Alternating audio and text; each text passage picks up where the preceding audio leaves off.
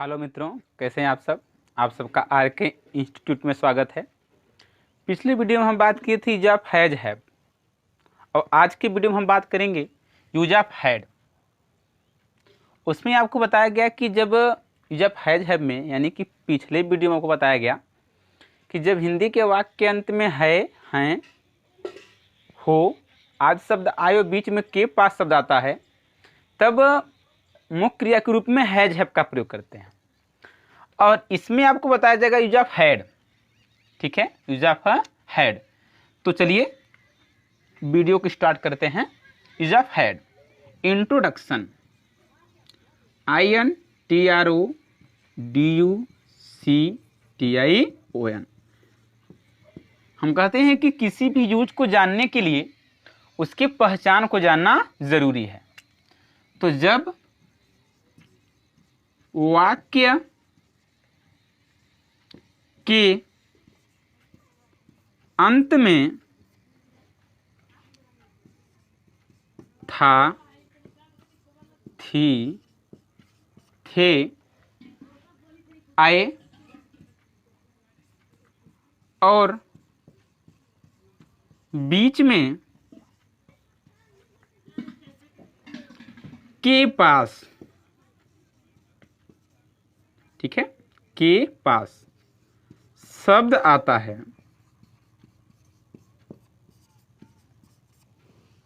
तब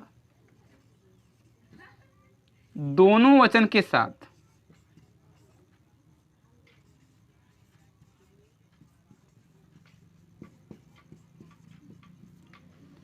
हैड का प्रयोग करते हैं।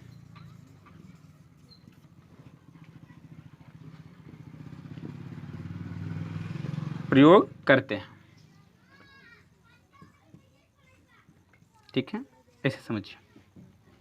जब वाक्य के अंत में था, थी, थे, आए और बीच में के पास शब्द आता है, तब दोनों वचन के साथ, यानी दोनों वचनकर्ता के साथ हैड का प्रयोग करते हैं। इसका रूल देखा जाए तो कह सकते हैं हम कि वाक्य में दोनों वचन कर्ताओं के साथ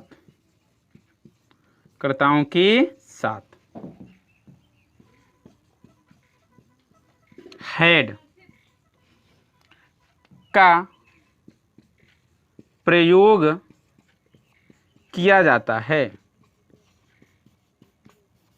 ठीक है, जब वाक्य के अंत में था, थी, थे, आए और बीच में के पास शब्द आता है, तब दोनों वचनकर्ता के साथ हैड का प्रयोग करते हैं।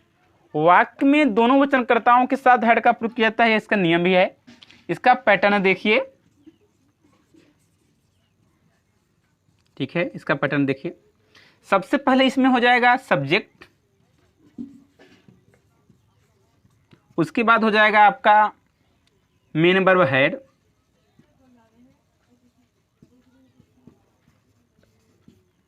फिर आपका हो जाएगा कंप्लीमेंट। क्या हो जाएगा? कंप्लीमेंट। हम आपको पहले ही बताए थे जो इसमें सब्जेक्ट है, पिछले वाली वीडियो में बताया गया था ना यूज ऑफ हैज हैव में, जो इसमें सब्जेक्ट है कौन नहीं पूछेंगे, बल्कि किसे, किसको, किसके पूछेंगे, है ना। जैसे कि इसमें बताए थे कि जो करता है, मान लीजिए उसके, ऐसे आएगा, उसके के लिए ही, उसके के लिए सी, है ना। फिर मेरे के लिए आई, हमारे के लिए वी, और आपके लिए क्या हो जाएगा? यू। इस तरह से आएगा ना। और उनके के लिए दे, इसको भी लीजिए, उनके के लिए दे। ऐसे सब्जेक्ट, मेन वर्ब, कंप्लीमेंट। इसका एग्जाम्पल देखिए, बहुत ही सरल है। जब वाक्य के अंत में था, थी, थे, आए और बीच में के पास शब्द आता है, तब दोनों वचनकर्ता के साथ हैड का प्रयोग करते हैं। वाक्य में दोनों वचनकर्ताओं के साथ हैड का प्रयोग किया जाता है। पैटर्न देखिए, subject, main verb, head, complement. Example इसका देखिए,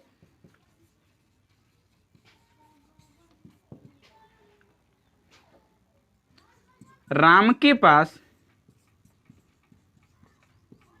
मोटी किताब है। मोटी किताब था, ऐसे राम के पास मोटी किताब था, है ना, या फिर मोटा भी कह सकते हैं, मोटा किताब था, है ना। तो राम, ठीक है, यह राम काल्पनिक नाम है, इसलिए बार बार इसको राम को ही लेते हैं, किसी का नाम नहीं, मतलब राम सरल पड़ता, काल्पनिक नाम है इसलिए राम। उसके बाद आप ले लीजिए हैड, इसमें कोई वचन का प्रॉब्लम नहीं है, दोनों वचन के साथ had. Singular number and plural number use only main verb had. Ram had, फिर क्या हो जाएगा, ये आपका नियम है, था नियम है, राम हो गया, तो बचा मोटा किताब या फिर टी फैट, किताब के लिए बुक, BOOK। सेकेंड आपका आता है हमारे पास।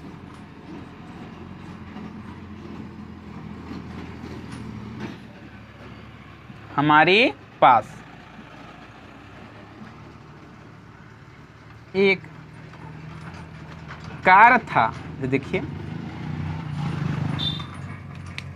हमारे पास एक कार था, तो क्या हो जाएगा, हमारे के लिए वी, फिर क्या हो जाएगा हैड, ठीक है, वी हैड, फिर एक कार, एक कार, तो ए कार। थर्ड आप ले लीजिए, मेरे पास गाय थी, ऐसे गाय थी, इसका सामने बना देते हैं अंग्रेजी, तो क्या हो जाएगा आई हो जाएगा, देख ही रहे हैं आप, मेरे के लिए आई, फिर थी पास, थी पास यानी कि जब हैड हो गया तो क्या हो जाएगा हैड, फिर क्या हो जाएगा गाय, क्या हो जाएगा काऊ, I had cow, I had काऊ। इस तरह से आपको यूज ऑफ हैड में प्रॉब्लम नहीं होगा कि आप आसानी से समझ पाएंगे ना। जब वाक्य के अंत में था, थी, थे आयो बीच में के पास दाता है, तब दोनों वचनकर्ता के साथ हैड का प्रयोग करते हैं। विद्यार्थियों, वाक्य में दोनों वचनकर्ताओं के साथ हैड का प्रयोग किया जाता है। आपके सामने पैटर्न है, सब्जेक्ट, मेन वर्ब, हैड और कंप्लीमेंट। एग्जाम्पल इसका क्या है, राम के पास मोटा किताब था, तो Ram had fat book. Second आपका है हमारे पास एक कार था, वी हैड ए कार। और इसका थर्ड है मेरे पास गाय थी, आई हैड काउ। इस तरह से आप अगर देखा जाए तो अगला था समझिएगा इसका। विद्यार्थियों, अभी हम पिछले वीडियो में बताए हैं यूज ऑफ हैज हैव में कि के पास शब्द का बोध नहीं रहेगा, ध्यान समझिएगा, के पास शब्द का बोध नहीं रहेगा, लेकिन use of had has have का ही प्रयोग करेंगे। सीरियल है इसका, ठीक है। नोट इसका देखिए, नोट थोड़ा सा ध्यान समझिए, ठीक है। यूज ऑफ हैड को भली भांति समझने के लिए यूज ऑफ हैज हैव को समझना होगा। जब आप यूज ऑफ हैज हैव समझेंगे तो आपको बहुत ही आसान भाषा में यूज ऑफ हैड समझ में आ जाए, क्योंकि इसका एक नियम है, जैसे is, am, are, was, were, will be, shall be, has have, had, तो क्रम संख्या से जब आएंगे तो आपको यह बेहतरीन समझ में आएगा। इसलिए आप क्या करेंगे कि पिछला वीडियो देखेंगे तो बेहतरीन होगा आपके लिए। आगे जैसे वाक्य में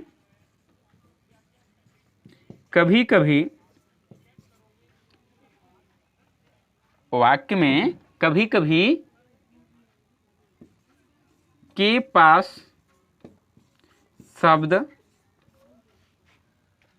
नहीं दिखता है, नहीं दिखता है, लेकिन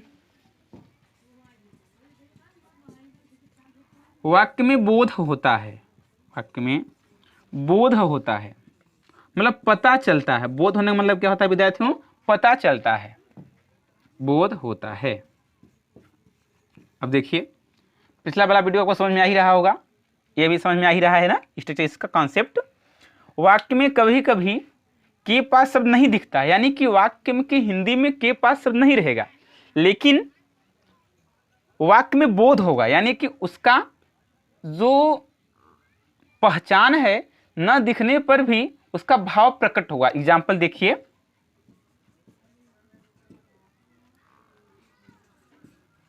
किसान को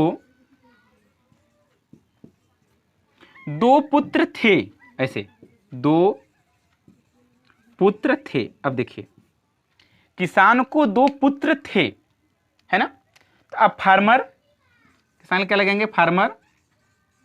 अभी आप कहेंगे सर जी पूछ नहीं रहे, आप पूछ लीजिए, आप भी पूछ लीजिए। किसान को 2 पुत्र थे, किसे, किसान को, किसे, किसान को। तो किसे किससे पूछने पर क्या प्राप्त होगा, कर्ता प्राप्त होगा, आपको पहले से बताया गया है, farmer.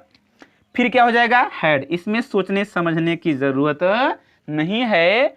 Always singular number and plural number with used only single member had, यानी कि एक वचन, दोनों, एक वचन और बहुवचन, दोनों वचनकर्ताओं के साथ हैड का इस्तेमाल करते हैं।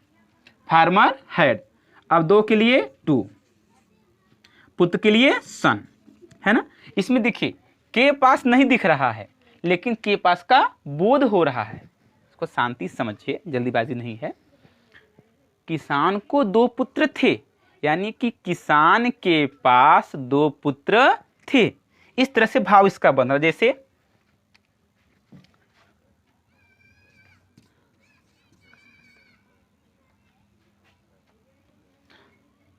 राजा को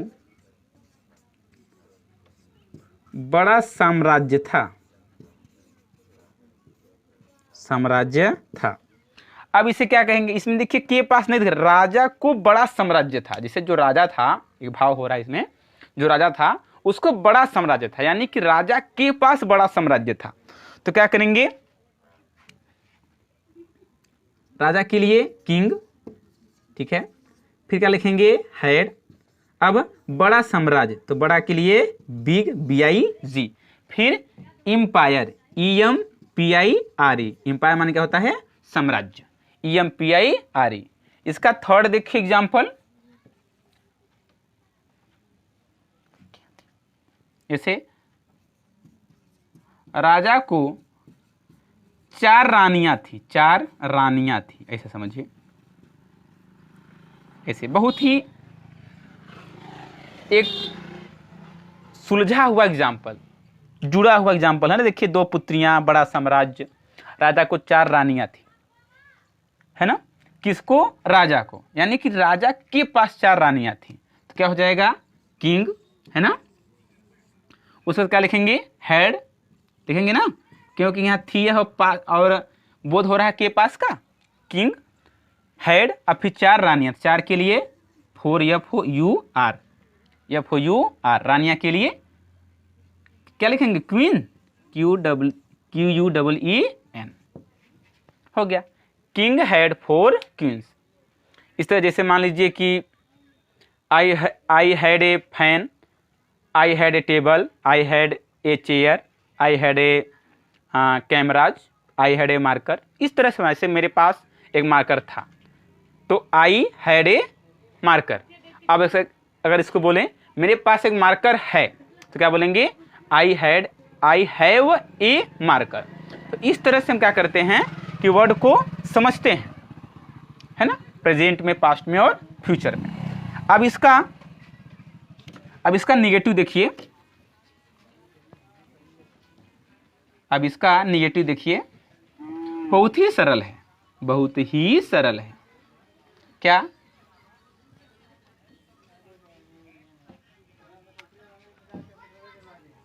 निगेटिव।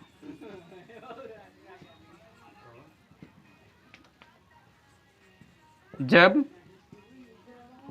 वाक्य में नहीं शब्द आता है, नहीं शब्द आता है, शब्द आता है,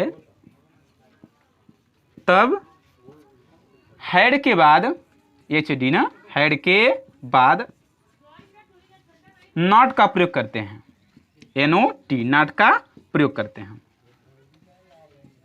प्रयोग करते हैं, प्रयोग करते हैं। जब वाक्य में नहीं शब्द आता है तब हेड के बाद नॉट का प्रयोग करते हैं। इसका निगेटिव कॉन्सेप्ट है, इसका क्या है, निगेटिव कॉन्सेप्ट है। जब वाक्य में नहीं शब्द आता है तब हेड के बाद नॉट का प्रयोग करते हैं। इसका एग्जाम्पल देखिए,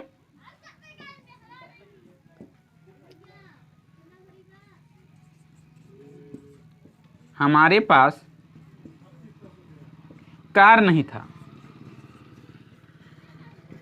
हमारे पास कार नहीं था, तो क्या हो जाएगा, वी हैड नॉट कार।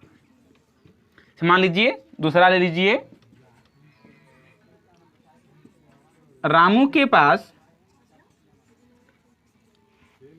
एक घर नहीं था, घर नहीं था, नहीं था, तो क्या हो जाएगा, Ramu had not a house. जैसे कह सकते हैं कि मेरे पास एक मेज नहीं था, तो I had not a table. इसे कह सकते हैं आपके पास मोबाइल नहीं था, तो you had not a phone. इसे कह सकते हैं आपके पास एक गाय नहीं थी, तो यू हैड नॉट ए काऊ। आप ये भी कह सकते हैं कि आपके पास एक बाइसिकल नहीं थी, तो क्या कहेंगे, you had not a bicycle. इसका क्या होता है, निगेटिव। इसका इंट्रोगेटिव कॉन्सेप्ट क्या है कि जब हिंदी का वाक्य क्या से शुरू होता है तो क्या के स्थान पे हैड का प्रयोग करते हैं। जैसे कि क्या मेरे पास एक घर था, तो हैड आई ए हाउस। इससे कि अगर देखा जाए, इस तरह से देखिए, थोड़ा सा ध्यान समझेंगे आपको समझ में आएगा। पहले एक बार निगेटिव का कॉन्सेप्ट फिर से समझ लेते हैं ना। ऐसे, मेरे पास, ठीक है, घर नहीं था, ऐसे कह सकते हैं, एक घर नहीं था, नहीं था। ये मान लीजिए आपका हिंदी सेंटेंस है, इसे आपको अंग्रेजी में कन्वर्ट करना है, तो क्या करेंगे आप, मेरे के लिए आई, साफ साफ, उसके बाद क्या करेंगे, देख रहे हैं था है, पास है, क्या लिखेंगे, हैड। इसमें कन्फ्यूजन नहीं है, दोनों वचन के साथ हैड, यानी कि सबके साथ क्या है, हैड, ठीक है। अब देखिए आई हैड, फिर क्या हो रहा है, नहीं के लिए नॉट, बताया गया आपको, नहीं के लिए नॉट, आई हैड नॉट एक घर, तो ए हाउस। अब ये तो निगेटिव कॉन्सेप्ट था, इसका जो इंट्रोगेटिव कॉन्सेप्ट है थोड़ा सा समझ लीजिए, आपको आने लगेगा। क्या मेरे पास, इसी भाषा को समझते, इसी मतलब इसी एग्जाम्पल को समझते हैं ना, क्या मेरे पास एक घर था, शांति से समझिए, आ जाएगा ना। ऐसे, क्या मेरे पास एक घर था, यह इंट्रोगेटिव सेंटेंस है। वाक्य क्या से चालू हुआ है, जब हिंदी का वाक्य क्या से शुरू हो तो क्या के स्थान पर हैड का प्रयोग करते हैं, और शेष नियम पहले की तरह है।